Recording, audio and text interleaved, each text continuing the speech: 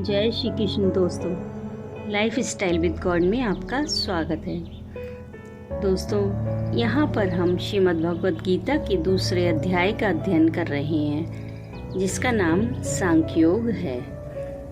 यहाँ पर भगवान ने आत्मा को मरने या मारने वाला समझने वालों को अज्ञानी बतलाकर जन्मादि 6 विकारों रहित आत्म स्वरूप का निरूपण करते हुए यह सिद्ध किया है कि आत्म तत्व का ज्ञाता किसी को भी मारने या मरवाने वाला नहीं बनता।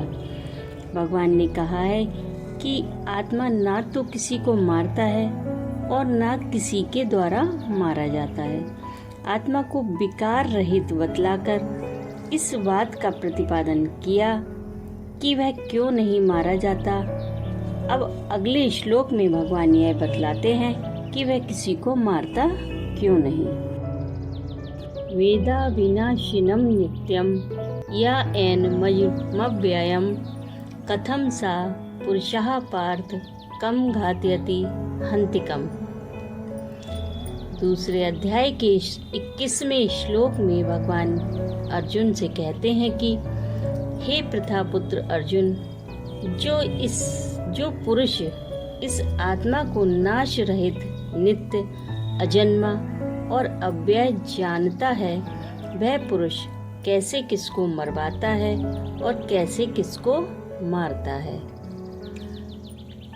इस श्लोक में भगवान ने यह भाव दिखलाया है कि जो पुरुष आत्म स्वरूप को यथार्थ जान लेता है, जिसने इस तत्व का भली भांति अनुभव कर लिया है कि आत्मा अजन्मा, अविनाशी, अव्यय और नित्य है, वह कैसे किसको मारता है और कैसे किसको मरवाता है। अर्थात मन, बुद्धि और इंद्रियों के सहित स्थूल शरीर के द्वारा दूसरे शरीर का नाश किए जाने में वह यह कैसे मान सकता है कि मैं किसी को मार रहा हूँ या दूसरे के द्वारा किसी को मरवा रहा हूँ, क्योंकि उसके ज्ञान में सर्वत्र एक ही आत्म तत्व है जो ना मरता है और ना मारा जा सकता है, ना किसी को मारता है और ना ही मरवाता है। अतएव यह मरना, मारना और मरवाना आदि सब कुछ अज्ञान से ही आत्मा में अध्यारोपित है, वास्तव में है नहीं। अतः किसी के लिए भी किसी भी प्रकार से शोक करना नहीं बनता।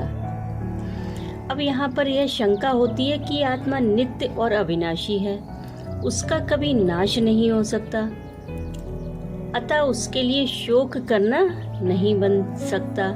और शरीर नाशवान है, उसका नाश होना अवश्यंभावी है, अतः उसके लिए भी शोक करना नहीं बनता।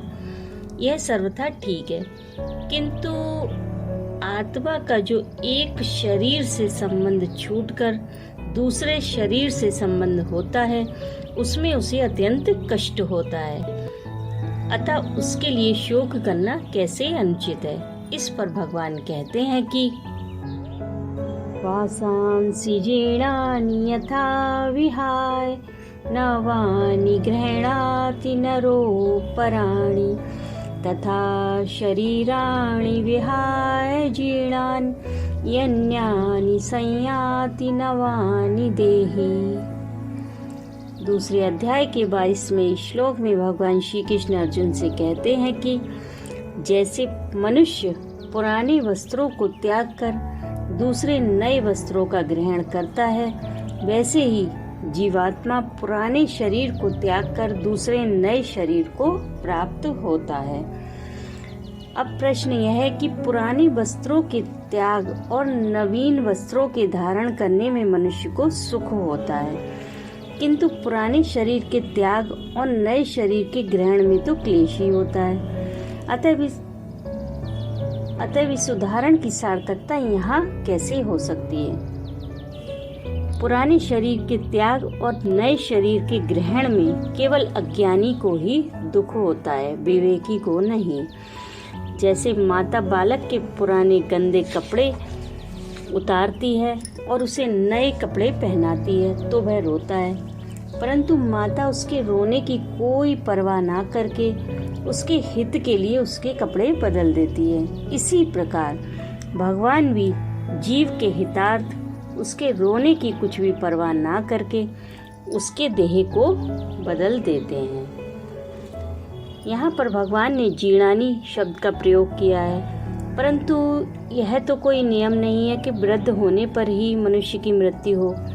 नई उम्र के जवान और बच्चे भी मरते हुए देखे जाते हैं। लेकिन यहाँ पर जीर्णानी शब्द से 80 या 100 वर्ष की आयु से तात्पर्य नहीं है। प्रारब्धवश युवा या बाल जिस भी अवस्था में प्राणी मरता है वही उसकी आयु समझी जाती है। आयु की समाप्ति का नाम ही जीर्णावस्था है।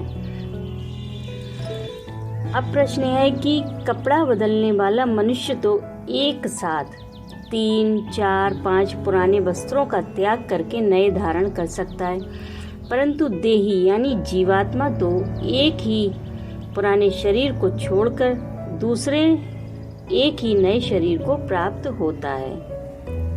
फिर यह कैसे कहा जा सकता है कि शरीरों का त्याग और ग्रहण? लेकिन जीवात्मा अब तक ना जाने कितने शरीरों को छोड़ चुका है और कितने नए शरीरों को धारण कर चुका है, तथा भविष्य में भी जब तक उसे तत्व ज्ञान न होगा तब तक न जाने कितने असंख्य पुराने शरीरों का त्याग और नए शरीरों को धारण करता रहेगा।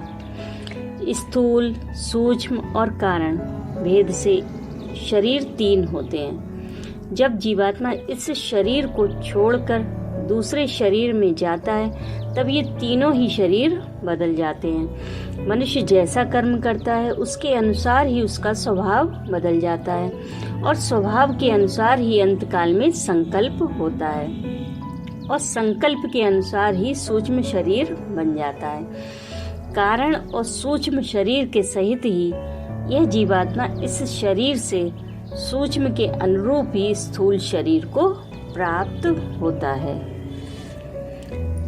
अब एक प्रश्न यह भी है कि आत्मा तो अचल है, उसमें गमन आगमन नहीं होता, फिर देही के दूसरे शरीर में जाने की बात कैसे कही गई? लेकिन वास्तव में आत्मा अचल ही है। अचल होने के कारण उसका किसी भी हालत में गमन आगमन नहीं होता। पर जैसे घड़े को एक मकान से दूसरे मकान में ले जाने के समय उसके भीतर के आकाश का अर्थात घटाकाश का भी घट के संबंध में गमन आगमन सा प्रतीत होता है, वैसे ही सूक्ष्म शरीर का गमन आगमन होने से उसके संबंध में आत्मा में भी गमन आगमन प्रतीत होता है। राधे राधे।